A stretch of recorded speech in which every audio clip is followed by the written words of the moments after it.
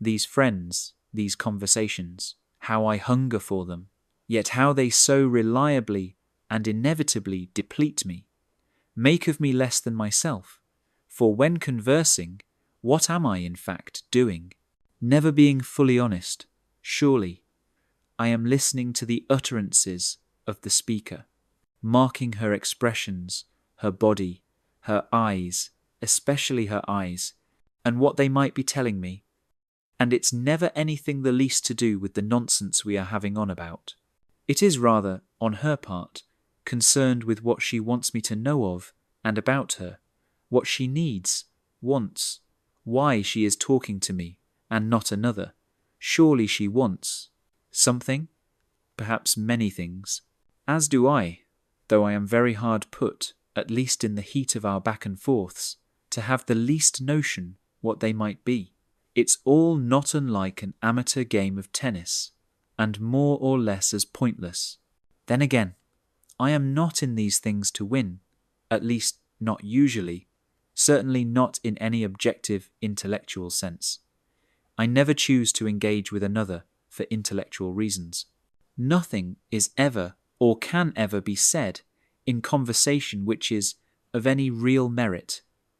There is only this infernal throwing back and forth of a hot potato, although, in the case of conversation, what is being thrown is, as a rule, far less appetizing and nutritious.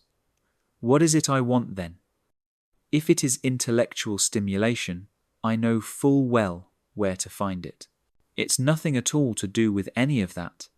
It's just this animal need, this despicable, unseemly, beastly longing for faux closeness on the part of one of Schopenhauer's porcupines, that porcupine being, in this case, me, without which all of us seem to shrivel up and die. It's a hide-and-seek dance of puppets, too anxiously concerned with what their next step is to notice who the fellow controlling the strings is, or to wonder what his agenda might be. My puppeteer often demands fawn and feign interest, in hopes that I might instill some subliminal pleasure in my listener, which she then associates with me, because of which she will more likely consider being of some service to me, perhaps even some much-needed, practical service. However, what I most usually am looking for is just a bit of tenderness.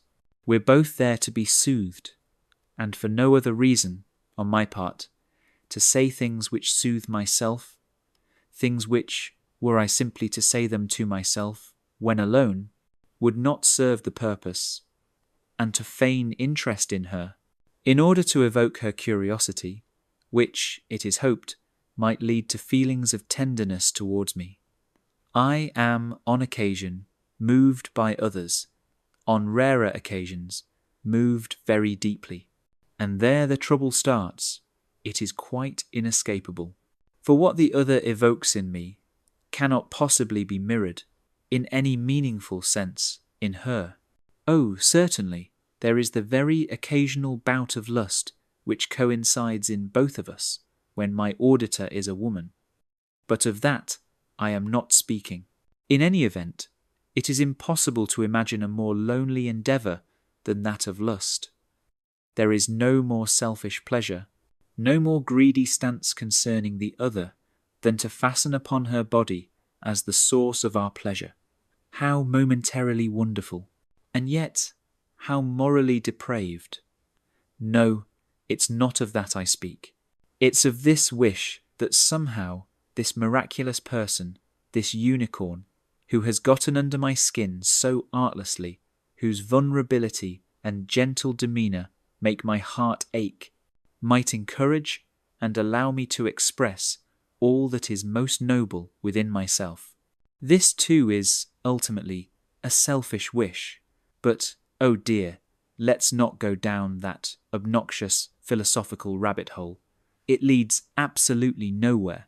To care is necessarily to be in pain, to be in need, to have one of our many suits of armour pierced by a shy smile, an air of mystery, a winsome aspect, mannerism, or remark, to be torn in two, shredded, to become that open wound which I have carried within myself since the very beginning, but of which I am ordinarily almost entirely unaware.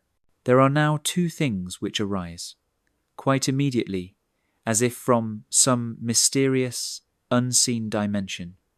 One, unspeakable danger, and two, a reason to be alive, this exuberant recognition, this, dear God, this is who I am, who I have been all along.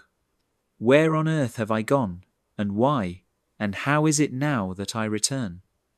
But of all these things my auditor is quite unsuspecting, and the more I become possessed by these sensations and passions, the more likely she will become aware of something which frightens her, for in them she begins to suspect one or more needs of mine, even though I am only aware of wanting to give. But that is very far from the entire case. When I am honest, I have to admit, at least to myself, that I want a great deal, and of this she becomes progressively, uncomfortably aware, eventually becoming wary, at times to the point of panic, for even though I feel only this terribly uncomfortable tenderness, and wish to care for, protect, and to nurture her, how is she to know there aren't far darker things at work? In fact, how am to know? Indeed, there most usually are, for at moments such as these, she is not at all only she. She becomes a kind of incantation which awakens a daemon which has been sleeping within me, of whose agenda I am either only very dimly aware or not aware at all. This is a moment of the greatest danger, one likely to unleash torrents of magma from deep volcanic wells within me, far more dangerous than anything which she presently risks. What to do, say, how to proceed? I can't shut it down any more than I can wish a physical pain away, or plead with some torturous, hypochondriacal obsession which plagues me to stand down. I must submit. I must yield to it. I must eventually eat when I am famished. Use the restroom when the unrelieved bloat of 4 days finally demands its due. I am like a mouse stuck on one of those horrendous glue traps evil people leave, strew about their homes in situations such as these. There's nothing for it. I am doomed. And yet I have never felt more alive.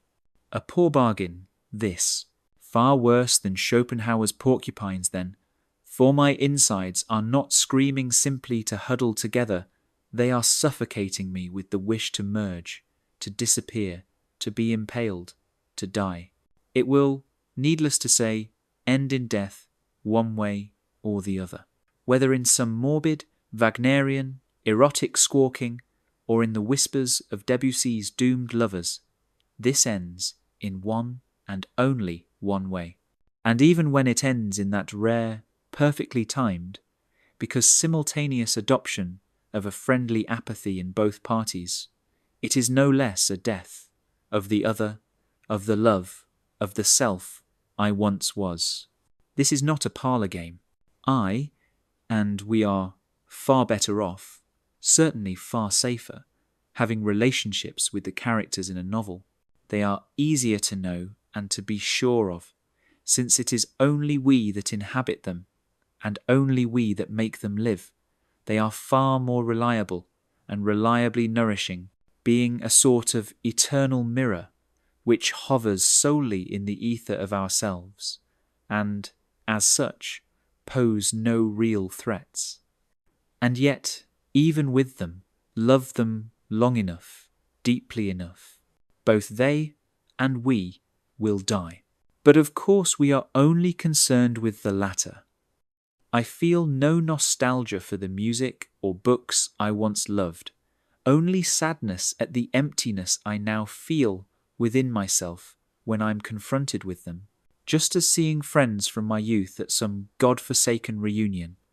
I foolishly agreed to attend so necessarily and inevitably disappoints me, for they speak to me only of what I no longer am and can never be again.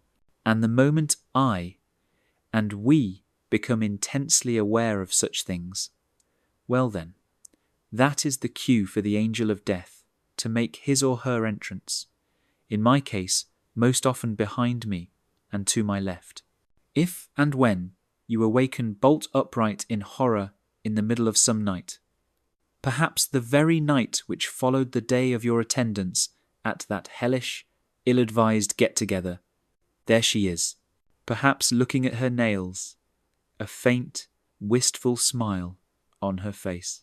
She is far from unattractive, certainly far more attractive than the unfortunate assortment of old fossils and crones by whom we'd been assaulted earlier that day.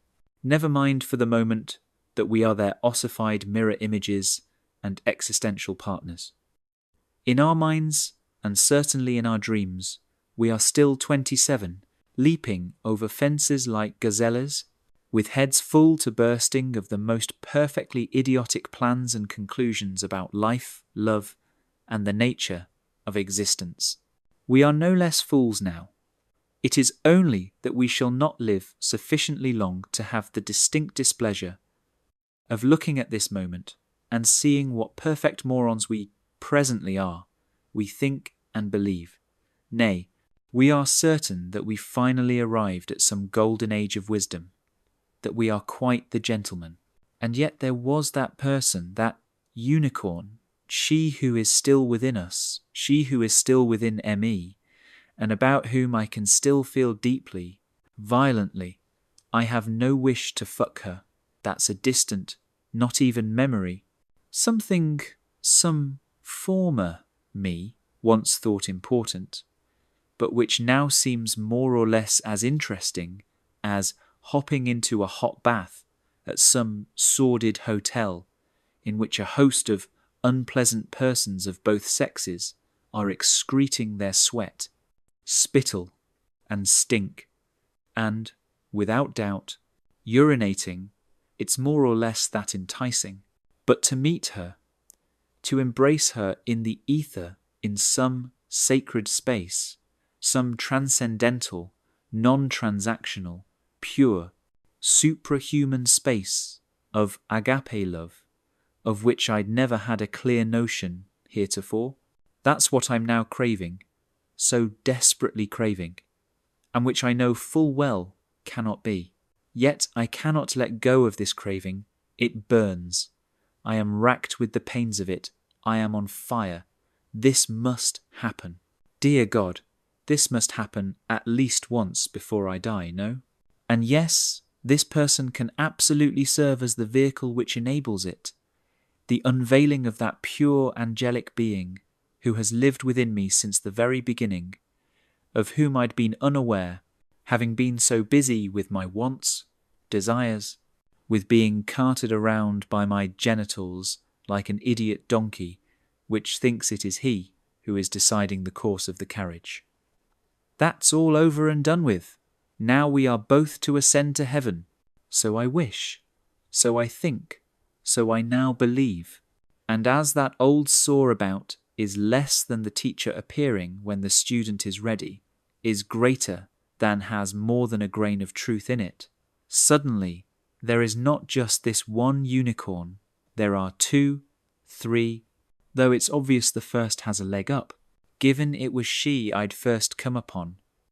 But couldn't the others serve just as well? I could love them, run in front of a bus for them just as well, no? Away with this lowbrow bus nonsense. This is to be a first-class martyrdom. These angels deserve no less. I shall, at the very least, be nailed upside down to the cross like Peter, though my love is surely greater than his was. And this is far more serious than any cretin's profession of love for his or her God, which is, at the end of the day, only tantamount to loving a character in a novel. This is a real flesh and blood. But wait, hold on. It's just me. There's nobody else here. Just some moist, humid, overheated hothouse in which my projections are thriving like gigantic Amazonian water lilies, like mutant, gargantuan dahlias or hydrangeas. There's nothing here but me, myself. I have been thrown back upon myself, and am dripping with sweat. This woman was and is nothing but a mirror, and I am nothing but, what? Need. Naked need. Brutal, naked need in the face of my impending doom. I know it full well, and yet it matters not in the slightest. I will save this unicorn of my own invention from what would have been its doubtless ghastly fate, and, in so doing, will redeem myself. That's what those bleating Wagnerian heroes were always on about, that they were so constantly bleating and bellowing about, that redemption which had seemed to, up till now, so utterly ridiculous. Up until now. Yes, that's precisely what he was always on about, the bastard, this redemption, this selfless love. Granted, later on, there was that incoherent, nonsensical, cribbed from Schopenhauer nonsense about renunciation of the will, all that faux Christian gibberish which suffuses and poisons that last gorgeous piece of filth of his. But it's that selfless love I see before me now, that I feel within me, and it is, surely, the best it will ever get for me, that noblest of noble ways, in which I might redeem this shithouse of existence into which I have been born, been thrown, and which should never have left the starting gate, but which now, as it draws to its close, scans both heaven and earth for a justification for having endured this awfulness, for some redemption. And this woman, or rather the mythical beast which I have made of her, and which has unleashed the passionate daemon within me, she seems to offer all that to me.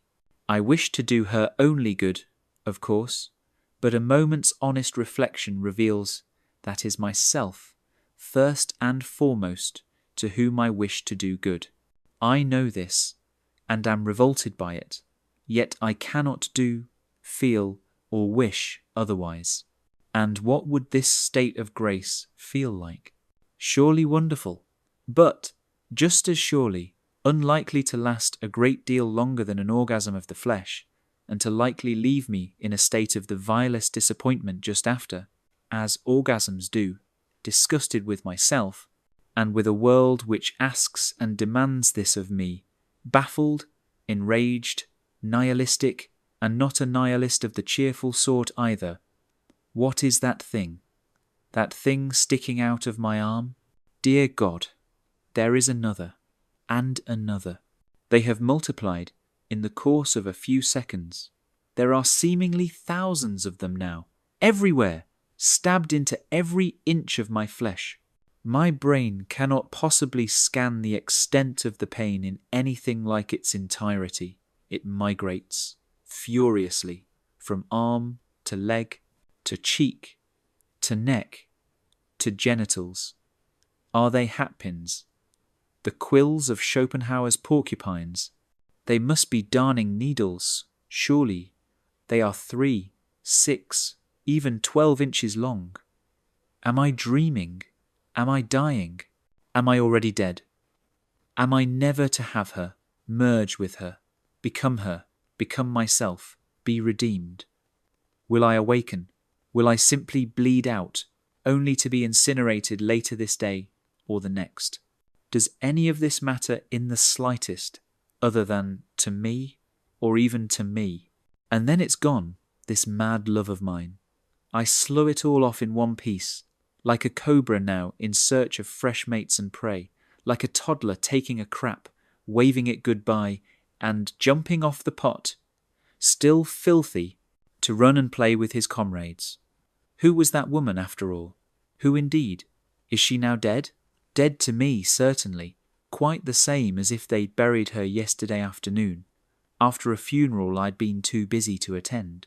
That person who might have attended, that person being only a previous version of me, has died as well, and I miss him just as little.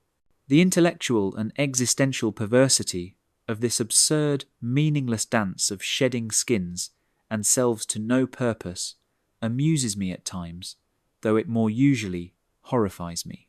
Yet this new cobra, having now shed its skin, is quite a bit lighter. The rays of the sun warm its skin. It is reborn, with a new self, sadly every bit as imbecilic as all the ones before, and every bit as unaware that these things are the case as they had been, as well as every bit as vulnerable to the contagion of some new face, expression, shrug of the shoulders some pretty cashier or lovely woman might make, which, had it been made by another, I would dismiss as trivial, and yet, because it comes from her lips, strikes me as delightful. A veritable motet of Thomas Luis de Victoria, for sopranos only, who sing it, unseen, from the eaves of the church, providing me with the opportunity to make of its choristers, in my mind's eye, a coterie of the most beautiful and virginal young ladies who ever walked the face of the earth. Needless to say, as often as not, my angel then grimaces in some less than divine way, perhaps sticks a wad of gum in her formerly lovely mouth, sneezes, or, what is absolutely sure to destroy the moment, looks with longing upon me. Well then, that will be the end of that. My Aphrodite is now a Circe, from whom at best I linger with for a few moments in search of some amusement, and from whom I then flee. And in so doing, it is not infrequent that she, whom I had thought quite dead, rises before me again, now that she has left, and is, perhaps, in the arms of another, she appears to me again, as an object both of my longing and of my disgust, but far more routinely as an object of my disappointment, and not principally with her, rather with life, this cheat, this whore, who rifles through my pockets, having not allowed me to have my way with her, or, perhaps, having done so, leaves me with some disease to which I must now tend, who, in any case, has her pimp brutally tossed me from what I had thought a rather elegant brothel into pitch-black streets in which roam hooded figures carrying long scabbards, eager to rob me further blind. Life, that whorehouse on the hill, behind which an idiot sun sometimes gleams, with its smug, contemptuous smile pasted across its vile yellow face, looking this way, that way, upon a world full of horrors, which it is enraptured to illuminate. There is really only one woman, and she is a doll which lives inside myself, whom I take out to play with when some phantom existing in what appears to me to be the external world allows me access, whom I then shape and mould into whichever goddess I am in need of at that moment. Whether that phantom, the present excuse for my happiness, is in any sense real, that is a question for the philosophers to waste their unfortunate lives never answering. For me, it matters not. All that matters is the pleasure I am able to take in the fantasies I now create, and the annoyance and rage I feel when the canvas upon which I am daubing the paints, which are destined to constitute my doubtless masterpiece, move in a way which does not please me, or makes the application more difficult, or worse, makes me unable to not see clearly that it is only I who is both painter and painting, that this love of mine has naught to do with anything out there, but only and all to do with how I feel, with the miracle of this spontaneous feeling which comes upon me, but, of course, has merely arisen from within me. I would like to think it less a phantom, this part of myself. I would like to imagine it tethered, through some metaphysical umbilical cord, to the ecstasies of some unseen paradise in which I am to suffer no more. And indeed, that can be the case for a period of time. It at least often feels to me as if such might be the case. But the moment I give voice or words to the notion, or somehow formulate it as a concept, it vanishes, and I am again faced with this mannequin, whom I had clothed so magnificently just a moment ago, grimacing again, shoving that revolting stick of gum in her mouth, which now appears disfigured in a way I had not previously noticed, saying something appallingly stupid, perhaps telling me she has a frightful need to pee, or that she loves me in a voice which has suddenly become odious to me. And after the one fall from grace, there follow 10,000 others. It is inevitable.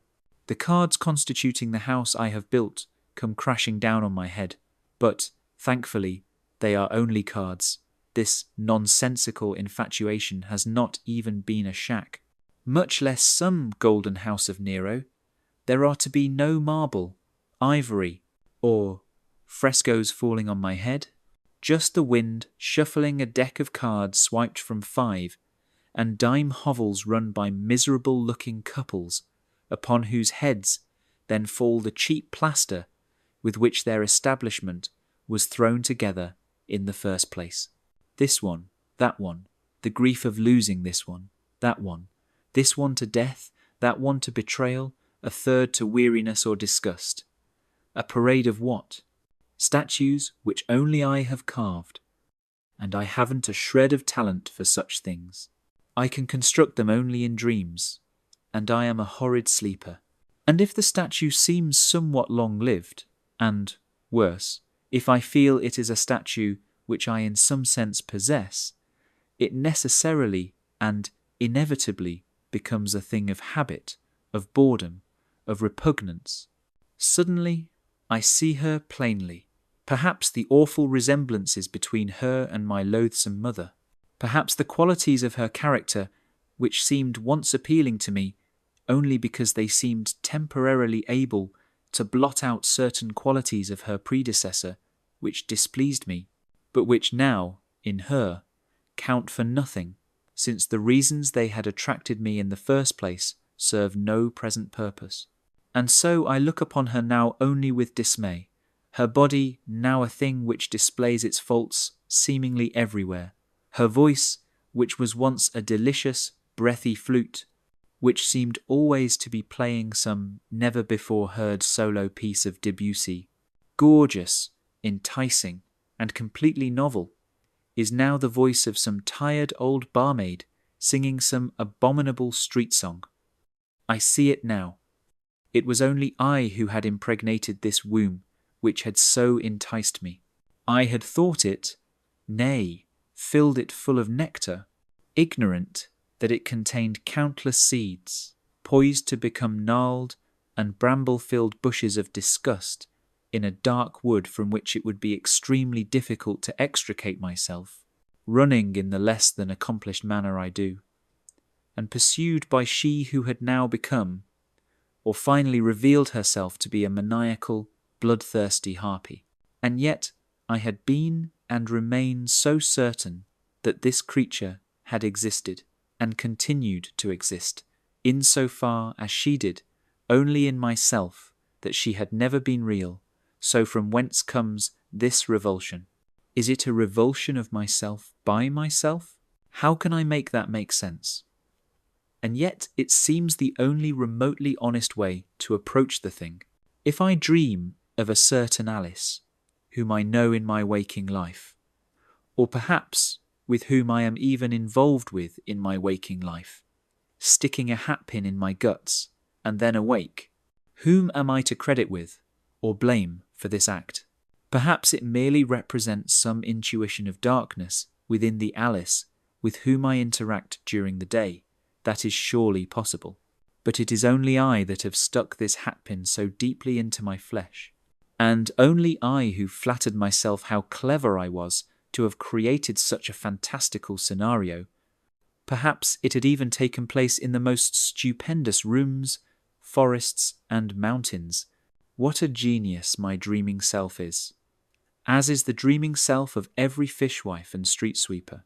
The problem was that I had simply walked too close to, and then finally, upon the stage upon which I had created my little chamber opera of lust and idealization, I was now slipping in the spittle of the trombonist, privy to the hopelessly plain face of the mezzo, prior to her having had the opportunity to apply the lies and machinations of her make-up.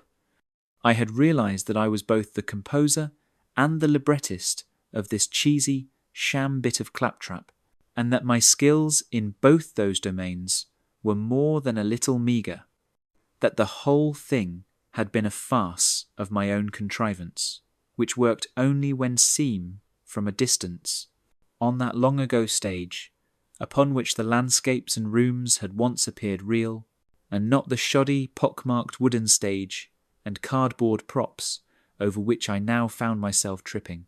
The wish to blame her for all of this will then suddenly run, neck and neck, upon a racetrack with the now unassailable conviction, which I am unable to dispel, try as I might, that this crummy, third-rate nightmare is the nightmare of myself, and of myself only, that it has been only ever thus, and shall remain eternally so, all these duplicitous little flecks of light, these endless lies I was, and am, so fond of telling myself, that I was, or could be known by this or that woman, known, without her fleeing in horror, all the lies that I had all along merely been projecting upon the darkest and dreariest of scenes, with a cheap penlight in the approximate shape of my penis, the batteries of which were now having the good sense to expire.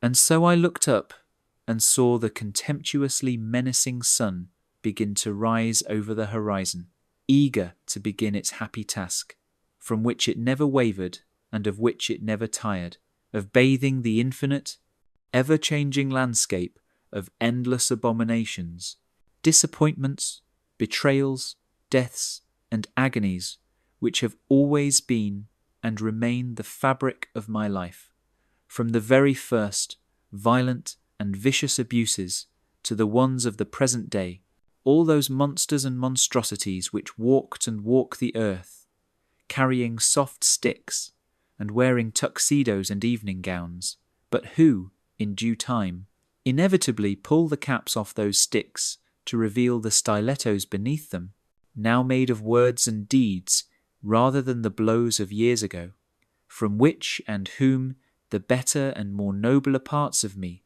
so reliably run, yet to which the man whom I seem to most fundamentally be inevitably returns. And who was she then, strutting about so vainly, entirely unaware that she was, in fact, another, the resurrection of that other, long gone, her reincarnation? One can never know precisely how these things come to occur, but that they do, of that there is no question.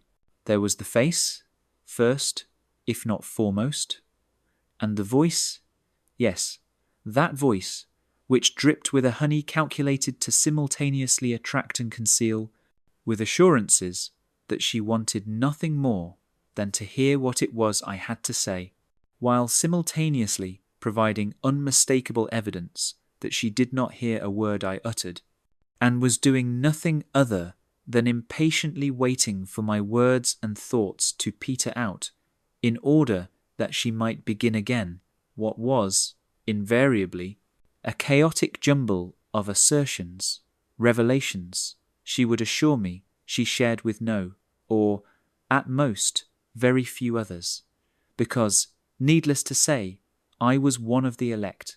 Why else would she be speaking to me, after all?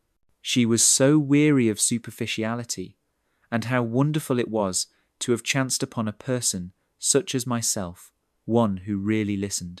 And then would come the inexplicable tears, out of nowhere, which appeared spontaneous and sincere, yet had little to do with anything I could ever puzzle out.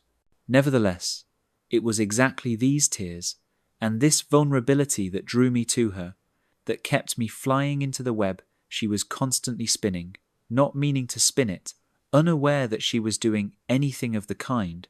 In fact, for in a mind as jumbled and disordered as hers, one could never have the least idea whether anything she said or did had a definite purpose of any kind which she or anyone else could ever discover.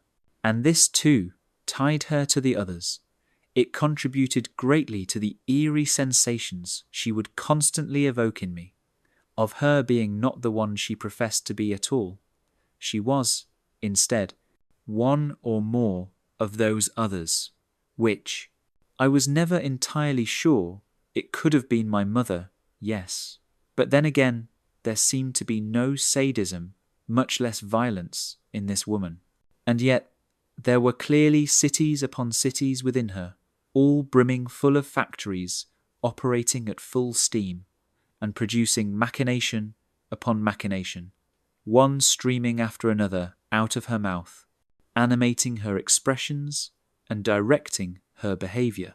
Was she a puppet of the deceased, operated from some nightmarish unseen dimension, which was somehow pressed up against this one, or perhaps simply existing in it, unseen? What or whom was it I was observing when in her presence?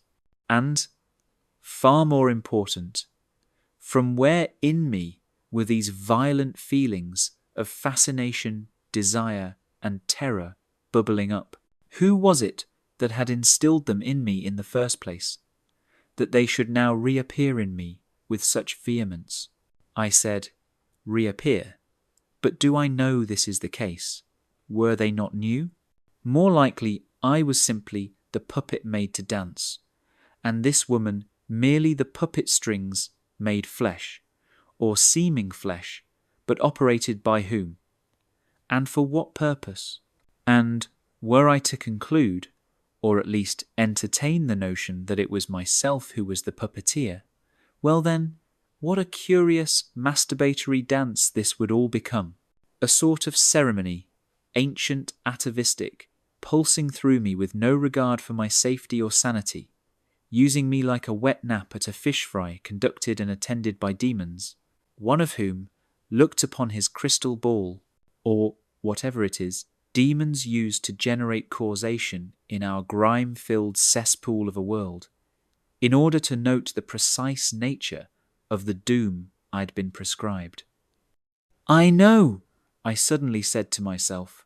I shall use this woman, this facade, which is she, which is my mother, my wife, and God fucking knows whom else, all of whom are nothing other than fancies with which I presently entertain myself. I shall make them dance, and how I shall make them dance, and how their discomforts and needs shall make them dance, understanding all the while that, needless to say, they were not dancing at all. They were learning, growing, evolving, making connections with one another of a sort that would nourish them and be of mutual benefit. That is the story they told themselves, at any rate, as, all the while, they were being pulled this way and that by the strings which dangled from their necks and all the magnets in their lower limbs, which I operated from below. It was an old game, a tired game, and I'd grown weary of it. Men have the occasional intuition that they are indeed puppets, and the woman no less so. At such moments, what was I, this particular puppeteer, to do?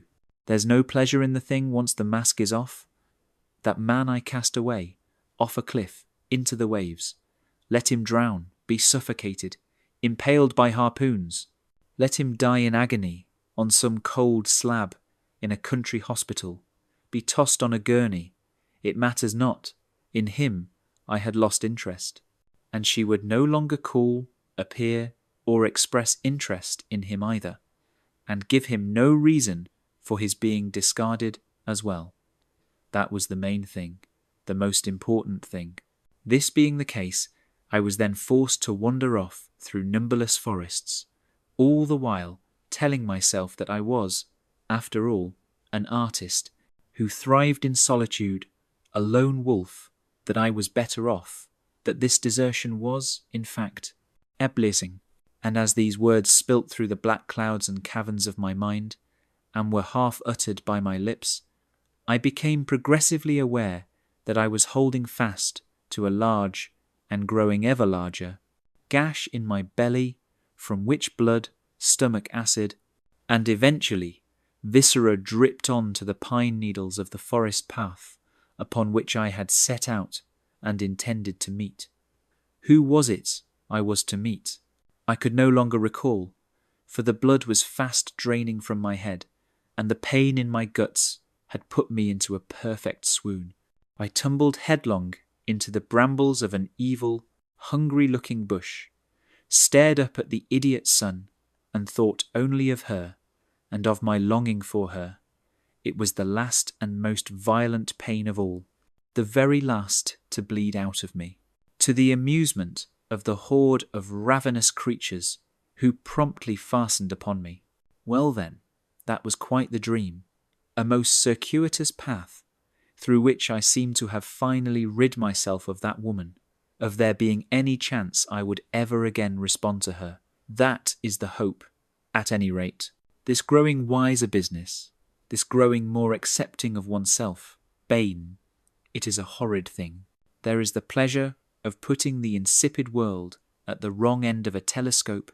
There's no denying that, not to mention the way in which it is so often accompanied by the most delicious fragrance of, is it freedom, the stench of one's abhorrent body, and its excretions having now somehow become tolerable, even a source of one's pleasure.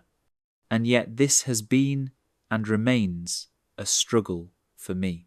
There have been real victories, but I have not made it to this lofty eagle's nest without 1,000 defeats, idiotic suppositions dashed, and trusts betrayed. It's only from those things that I have found, or grown, these wings with which I now bear myself upwards.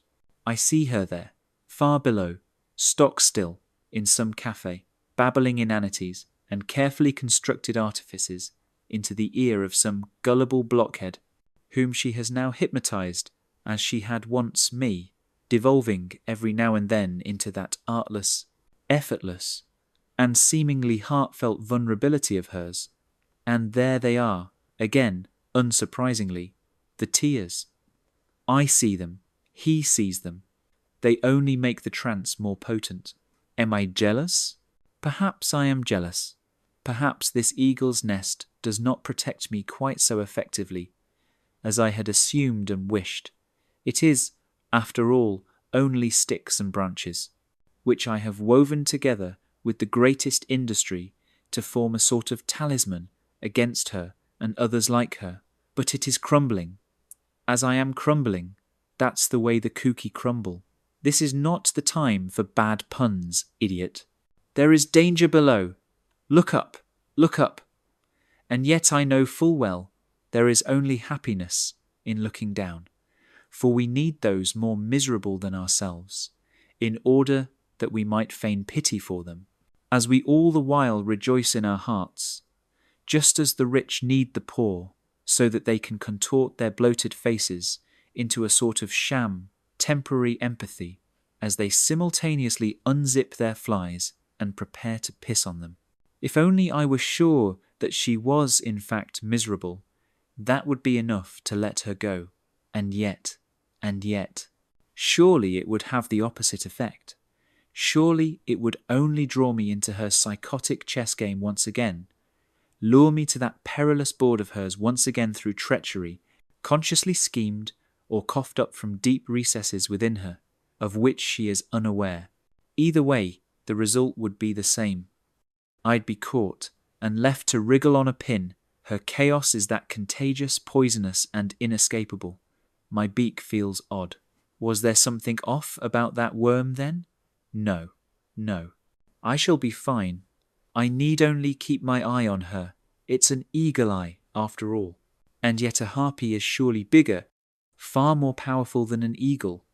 And I am only an eagle, a laughable one, at that, constantly congratulating itself on its hard-earned wisdom, which is not, even slightly, a form of authentic wisdom, but rather only one of the many ways in which I gaslight myself, in a very different manner than she, but no less absurd, less sadistic, surely, for it soothes me.